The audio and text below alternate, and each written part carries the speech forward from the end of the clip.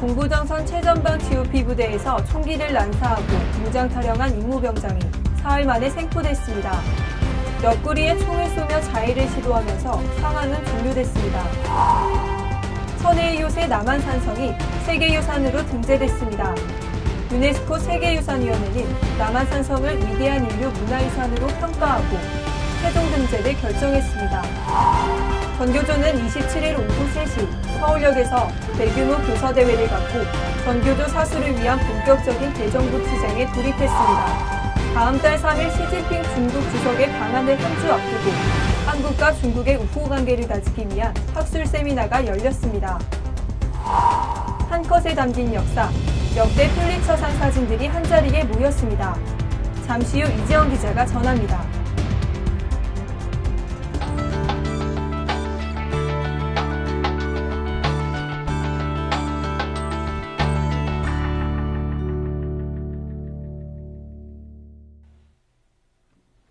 요즘 월드컵 축구 경기 보느라 밤잠을 설치셨을 텐데요. 대한민국이 벨기에전에 아쉽게 패하면서 16강 진출이 좌절됐지만 4년 뒤 대표팀의 선전을 기대해보겠습니다.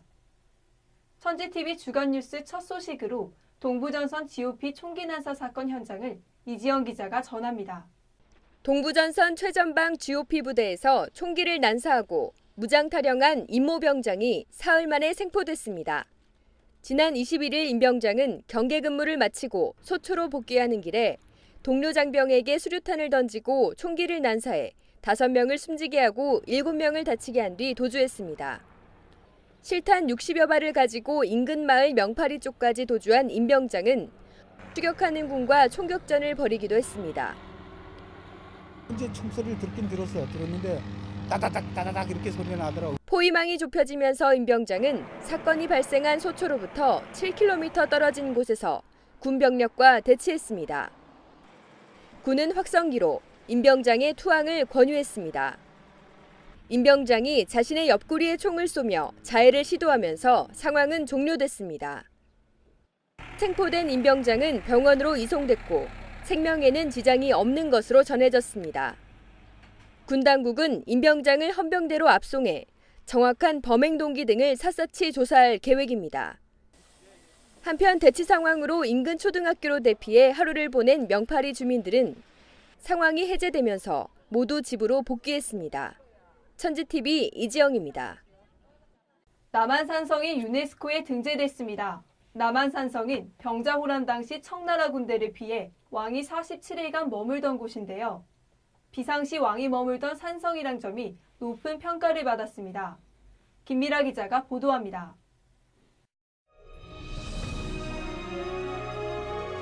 천혜의 요새 남한산성이 세계유산으로 등재됐습니다. 카타르 도하에서 열린 유네스코 세계유산위원회는 남한산성을 세계인이 함께 가꾸고 지켜야 할 위대한 인류문화유산으로 평가하고 최종 등재를 결정했습니다. 조선시대 수도의 동쪽을 지키던 남한산성. 길이가 12km에 달하는 남한산성은 동아시아 지역의 도시계획과 시대별 특성수를 고루 간직해 그 가치를 인정받았습니다. 남한산성이 임시 수도 역할을 한 병자호란 당시 인조는 청나라 군대를 피해 남한산성에 47일간 머물지만 결국 성문을 열고 항복하고 맙니다. 국치의 역사가 서린 곳. 하지만 비상시 왕이 머물던 산성이라는 점이 높은 평가를 받았습니다. 남한산성의 세계유산 등재로 우리나라는 석굴암과 불국사 등 모두 11건의 세계문화유산을 보유하게 됐습니다. 수백 년간 우리와 함께한 역사의 공간.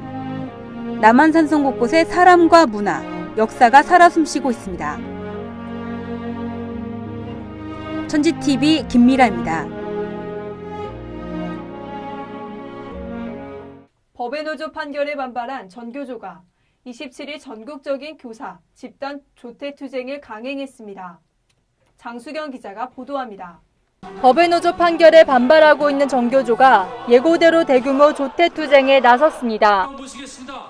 오전 수업을 마친 전교조 조합원 1,500여 명은 서울역 앞에서 전국 교사 결의대회를 열었습니다.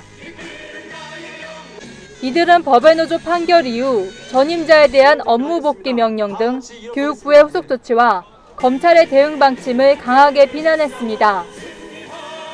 그러면서 학교 현장에서의 변화를 위한 투쟁을 이어나갈 것을 강조했습니다.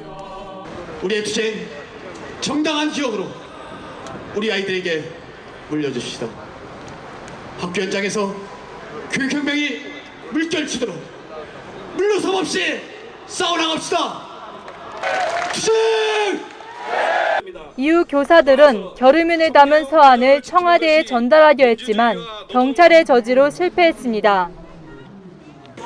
전교조가 결국 조퇴투쟁을 강행하면서 정부는 법에 따라 엄정히 대처하겠다는 방침입니다. 이에 전교조는 다음 달 대규모 교사선언과 전국 교사대회를 계획하고 있어 갈등은 더욱 깊어질 것으로 보입니다. 천지TV 장수경입니다. 다음 달 3일 시진핑 중국 주석이 한국을 방한하게 됩니다. 이에 앞서 한국과 중국의 우호 관계를 다지기 위한 학술 세미나가 열렸습니다. 김미라 기자가 보도합니다. 다음 달 3일 시진핑 중국 주석의 방한을 한 주 앞두고 한국과 중국의 우호 관계를 다지기 위한 학술 세미나가 열렸습니다.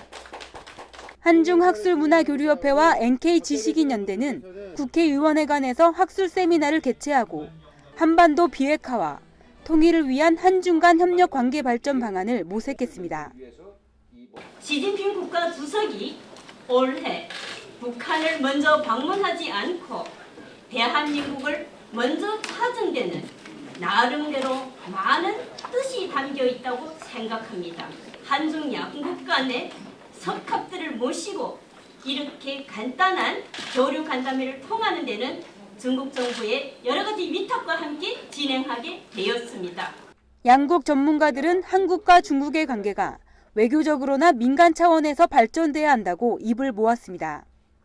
本呢有3个特点，第一个就是有效性，不是简单的知识，要以思想性、伟大的人格、扎实的治学为价值导向。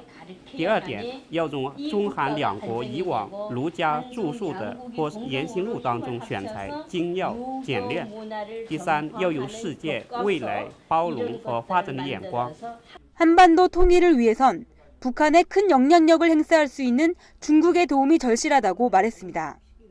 남북 간의 신뢰관계도 중요하지만 한중과의 신뢰관계가 상당히 중요하다고 저는 봅니다. 정말 동북아 정세가 아주 긴박한 속에서 지금 시진핑 주석이 우리 한국을 방문하는데 이때 우리가 뭔가 보여줘야 됩니다. 한미 동맹과 같은 그런 전략적 동반자의 보험과는 그런 전략적 동반자 관계로 우리가 나갈 수 있다는 걸 시진핑 주석한테 보여주는 것이 저는 필요하다고 생각합니다. 중국 문화원 증설과 한중 항공 자유화, 비자 면제가 필요하다는 주장도 제기됐습니다. 주최 측은 이번 학술 세미나에서 논의된 내용을 중국 정부에 전달할 예정입니다. 천지TV 김미라입니다. 전쟁 참상의 현장에서 목숨을 걸고 긴박한 순간을 담아낸 사진들이 한자리에 모였습니다. 언론의 노벨상이라 불리는 퓰리처상 수상작 200점이 한가람 디자인 미술관에서 전시되고 있는데요. 이지영 기자가 전합니다. 폭격으로 뒤틀린 대동강 철교를 넘어 필사적으로 탈출하는 피난민들. 추위에 얼어붙어 손가락은 마비됐지만 그 긴박한 순간을 사진 속에 담아냈습니다. 한국전쟁 당시 AP통신 종군기자로 활동한 맥스 데스포는 이 역사적 사진 한 장으로 이듬해 퓰리처상을 수상했습니다. 언론의 노벨상이라 불리는 퓰리처상 사진전. 1998년과 2010년에 이어 세 번째인 이번 전시회에서는 전쟁의 참상을 보여주는 보도사진 부문 수상작 200여 점을 선보입니다. 화상을 입고 벌거벗은 채 울부짖는 한 소녀. 베트남 전쟁 도중 네이팜탄 화염에서 탈출하는 소녀를 종군기자 닉 우트가 포착한 사진입니다. 찰나의 순간을 담은 그의 사진에 아픈 상흔이 고스란히 담겨 있습니다. 이외에도 지구촌 뉴스 사진의 백미를 느낄 수 있는 다양한 사진들이 관람객들의 눈길을 사로잡습니다. 수상작 하나하나가 증언하는 역사의 기록. 시간이 지난 지금까지도 생생하게 전해지고 있습니다. 천지TV 이지영입니다. 주간 주요 뉴스입니다. 친일 논란에 휘말렸던 문창극 총리 후보자가 결국 사퇴했습니다. 박근혜 대통령은 정웅원 총리의 사표를 60일 만에 반려하고 유임시켰습니다. 사의를 표명했던 총리가 유임된 건 헌정사상 처음입니다. 검증벽을 넘어설 새 후보를 찾지 못함으로써 청와대의 빈약한 인재풀을 드러냈다는 비판도 피할 수 없게 됐습니다. 홍명보 감독이 이끄는 대한민국 축구대표팀의 16강 진출이 좌절됐습니다. 27일 브라질 상파울루에서 열린 2014 브라질 월드컵 조별리그 3차전에서 대한민국은 벨기에에게 0대1로 패하면서 조 최하위로 16강 진출에 실패했습니다. 대한민국을 포함한 아시아 국가들은 모두 조 최하위를 기록했고 한국이 승리 없이 월드컵을 마친 것은 1998년 프랑스 대회 이후 처음입니다. 일본은 위안부 동원의 강제성을 인정한 고노다마를 검증한 결과를 내놨습니다. 이런 일본에 대한 비판 여론이 일본 안팎으로 일고 있습니다.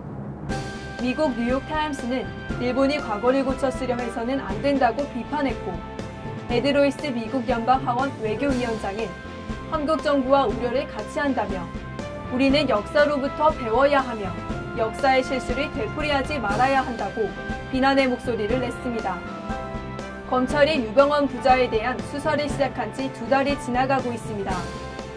세월호 실소유주 유씨의 가족과 측근을 잇따라 검거하고 있지만 유씨 부자 신병 확보에는 큰 진척이 없습니다. 구속 기소된 유씨 일가 계열사 대표들, 도피를 도운 신도들까지 포함하면 검찰이 조사한 사람만 수십 명입니다. 하지만 정작 세월호 실소유주 비리에 수사의 열쇠를 쥐고 있는 유병헌 3부자는 소재조차 파악하지 못하고 있습니다. 역대급 수사 인력을 동원하고서도 검거 실패에 대한 우려의 목소리가 나오고 있습니다. 세월호 침몰로 친구와 선생님을 잃은 단원고등학교 2학년 생존학생 74명이 사고 71일 만에 학교로 돌아왔습니다. 지난 25일 오전 8시 40분 학부모들과 함께 버스 4대에 나눠 타고 학교에 도착한 학생들은 다소 상기된 표정으로 주변을 둘러보며 눈시울을 붉히기도 했습니다. 지난 4월 16일 세월호 참사 때 구조된 학생들은 그동안 연수원에서 학부모와 숙식을 함께하며 심리치료 등을 받았습니다.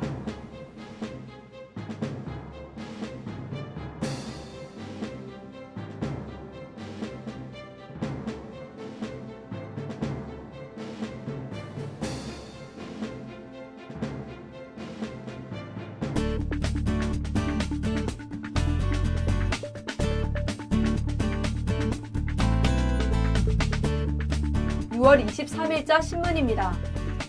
이면에 일본군 위안부 사료를 유네스코에 등재한다는 소식이 있습니다.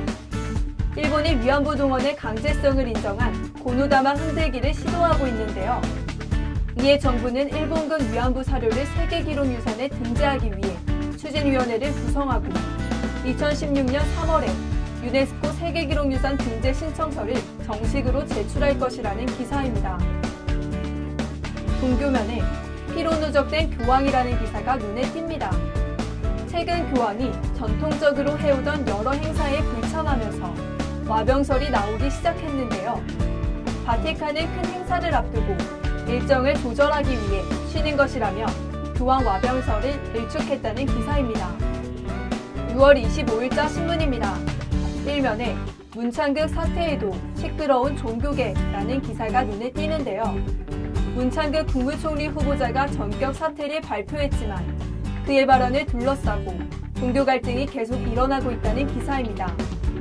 문 후보자의 사퇴와는 상관없이 당분간 교계는 기독교 신앙과 논란, 언론 왜곡 보도 논란 등으로 계속 시끄러울 것으로 보입니다. 오면에 만 5세 이하 영유아 가운데 절반 정도가 학원을 다니거나 학습지 교육을 받는 등 사교육을 받는다는 기사가 있습니다. 한 한참 뛰어놀 시기에 입시에 대한 부담을 안고 있다는 것인데요. 자녀 교육에 대한 학부모의 인식이 바뀌어야 할 것 같습니다. 6월 27일자 신문입니다.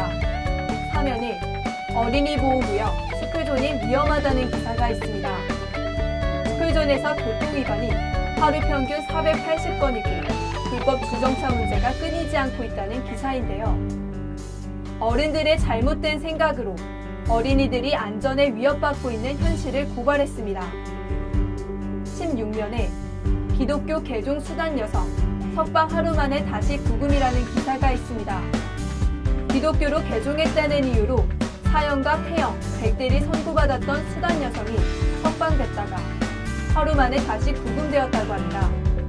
이로 인해 종교자유 침해와 인권 유린에 대한 국제적인 비난이 일고 있다는 안타까운 소식을 전하고 있습니다. 이상으로 6월 넷째 주 천재TV 주간 뉴스를 마칩니다. 함께해 주신 시청자 여러분 고맙습니다.